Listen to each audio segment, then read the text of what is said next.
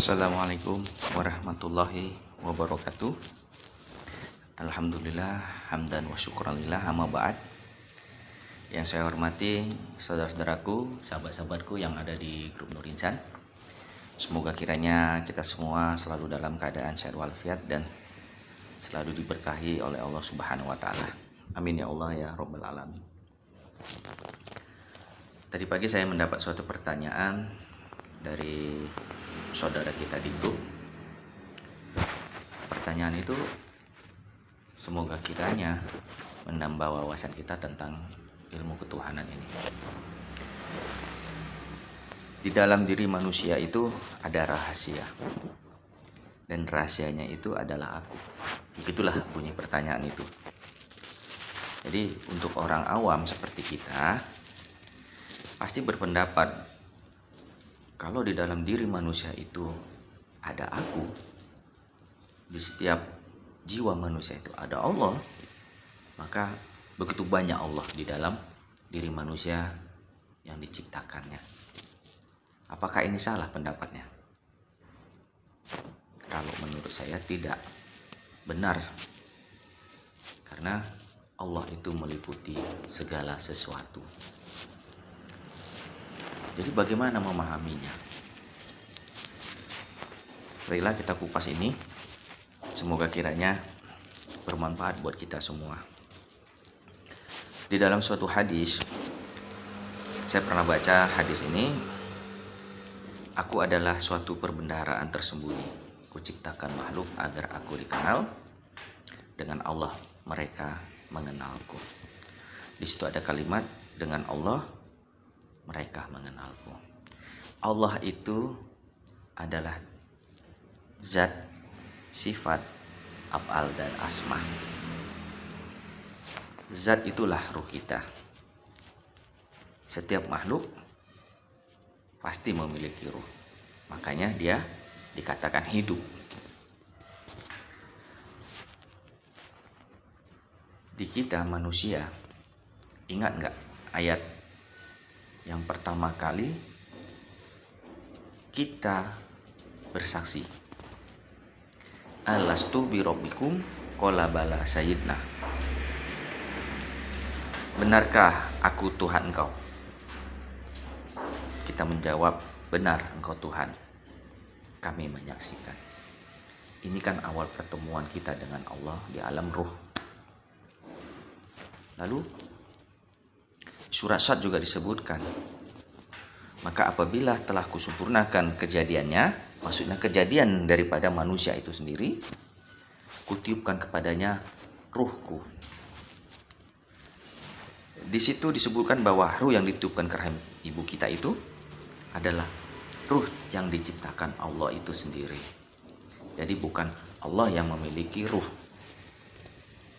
Kalau Allah yang memiliki ruh, maka dia juga berarti makhluk. Ada lagi Tuhan selain Allah itu. Allah diberikan ruh oleh Tuhannya. Dan ini adalah batal bagi Allah itu sendiri. Dan ini mustahil bagi Tuhan yang disebut Allah itu sendiri. Maka pahamilah saudara-saudaraku, sahabat-sahabatku, Allah itu berdiri dengan sendirinya. Dia wujud yang hak. Jadi kita ini adalah yang diwujudkan. Kemudian coba kita lihat lagi di dalam surat Al-Jariyat 21. Dan perhatikan pada dirimu sendiri. Maka apakah kamu tidak memperhatikan? Apa yang kita perhatikan? Kita sering bilang, napasmu adalah talian jiwamu. Tanpa napas berarti wafat kita. Napas itulah hakikatnya ruh. Tanpa ruh, jiwa juga tidak punya daya. La haula wala quwata illa billah. Al-aliyil azim. Jadi itulah pemahaman tentang zat yang sedikit bisa kita bukakan. Kemudian kita kepada sifat Allah. Sifatullah. Sifat Allah ini bertebaran di alam semesta ini. Sifat yang wajib yang kita perlu ketahui itu ya, di dalam kitab-kitab itu ada 20 dan bahkan lebih sifat Allah itu sebenarnya. Wujud, kidam, bakoh, muhalafatul lil hawadsi, qiyamu bin nafsi, wahdaniyat, kudrat, irodat, ilmu, hayat, sama, basor, kalam, qadiran, muridan, aliman, hayyan, syami'an, basiran, dan mutakaliman. Itu 20 sifat yang sering kita pelajari, sifat wajib bagi Allah. Dan tidak hanya sebatas itu, ada sifat-sifat lain lagi di luar itu ya, seperti jamal, jalal, kahar, kohar, dan sebagainya. Jadi kalau kita memiliki sifat sabar, itu bukan berarti karena kita yang sabar, tapi Allah menyifati diri kita dengan sifat sabar. Kita ini penyayang, kita ini penderma. Sejatinya bukan kita, tetapi Allah yang memberikan sifat penderma, sifat yang mengasihi, sifat yang memaafkan. Itu semua adalah sifat yang disifatkan untuk hamba-hambanya. Jadi itulah dia tentang sifat. Jadi kita ini hanya disifati Allah daripada sifatnya. Tidak bergerak sejarah pun tanpa izin Allah. Lalu kita masuk lagi kepada af'al, perbuatannya. La tataharaku jaratun illa biiznillah. Nah, itu yang tadi saya bilang. Tidak ada sesuatu yang bergerak walau sejarah pun tanpa seizinku. Semua kejadian di alam ini terjadi atas kehendakku, atas perbuatan Allah. Jadi Allah yang punya kuasa, Allah yang punya kudrat dan iradat, Allah yang punya kehendak nyata pada dirimu, diriku, dan kita semua yang hidup di muka bumi ini. Kita bernapas, ya dinapaskan. Siapa bilang kita bernapas? Kita ini dinapaskan. Jantung itu aja berdetak. Karena apa? Ada zat, ada ruh. Artinya apa? Itu perbuatan Allah. Kita hidup ini ya dihidupkan. Bukan kita ini hidup. Jadi kalau ada yang berkata sucikanlah Allah, Allah tak akan mampu engkau sucikan. Yang butuh sucian itu adalah dirimu, kita, saya. Jadi sucikanlah diri kita. Jadi dalam surat, ada salah satu surat itu yang di dalam Al-Quran, Allah senang dengan orang-orang yang bertobat dan mensucikan dirinya. Jadi bukan kita yang mensucikan Allah. Ini salah kaprah. Diri kita yang perlu disucikan. Sucikan kolbu kita dari segala bentuk Tuhan selain Allah. Sucikan pikiran kita dari bentuk Fir'aun, keakuan. Hakikatnya Allah tidak dapat engkau rasakan selagi hati engkau penuh dengan berhala-berhala Tuhan selain Allah itu sendiri. Mengagungkan nama Allah, Allahu Akbar, Allahu Akbar. Tanpa disebut begitu juga Allah itu sudah besar, sudah agung. Seandainya seluruh dunia ini pun tidak beribadah kepada Allah, dia tidak akan hina. Percayalah. Dan tak berhenti menjadi Tuhan. Tetap Allah berkuasa dan memiliki kekuasaan di alam jagat raya ini. Apa kiranya kalau kita manusia ini seluruh dunia tidak menyembahnya, Allah itu baper kemudian meninggalkan kita? Sudah tidak seperti itu. Itu kan pikiran orang-orang Fir'aun, konyol. Tanpa kita sembah, tanpa kita beribadah, Allah tetap menjadi Tuhan. Ini di dalam surat, salah satu surat di dalam Al-Quran dijelaskan di situ. Kepunyaan Allah lah apa yang ada di langit dan bumi. Dan jika kamu melahirkan apa yang ada dalam hatimu atau kamu menyembunyikan, niscaya Allah akan membuat perhitungan dengan kamu tentang perbuatanmu itu. Maka Allah mengampuni siapa yang dikehendaki dan menyiksa siapa yang dikehendakinya. Dan Allah Maha Kuasa atas segala sesuatu. Nah, ini jelas ayatnya. Jadi jangan main-main dengan hal ini.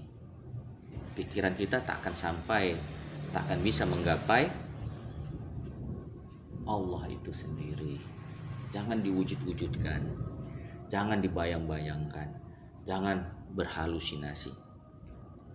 Jadi Allah itu esa, wahdaniyah, muhalafati lil harwasi, berbeda dengan makhluknya, laisa kamislihi syai'un, ya kan? Tidak serupa dengan apapun. Kudrat, berkuasa. Secara syariat kita wajib mempercayai Allah. Kalau hakikatnya tak percaya pun kita, Allah itu sifatnya wujud, ada. Ente mau percaya Allah atau tidak, secara hakikat dia tetap ada, dia tetap Rabb. Nah, tetapi kalau secara syariat kita wajib percaya adanya Allah. Suka tidak suka kita wajib percaya adanya Allah. Itulah ketika kita masuk Islam, ketika kita memeluk agama Islam. Makanya Rabbitu dilahi Rabbah wabil Islami dina. Ya Allah, aku ridho Engkau Tuhanku dan Islam menjadi agamaku. Jadi selanjutnya kita masuk kepada asma, nama-nama Allah. Sesungguhnya Allah telah mensifatkan nama-namanya dengan sebutan Asmaul Husna. Jadi ada 99 nama yang baik bagi Allah, dan itu juga banyak lagi sebutan-sebutan yang lain.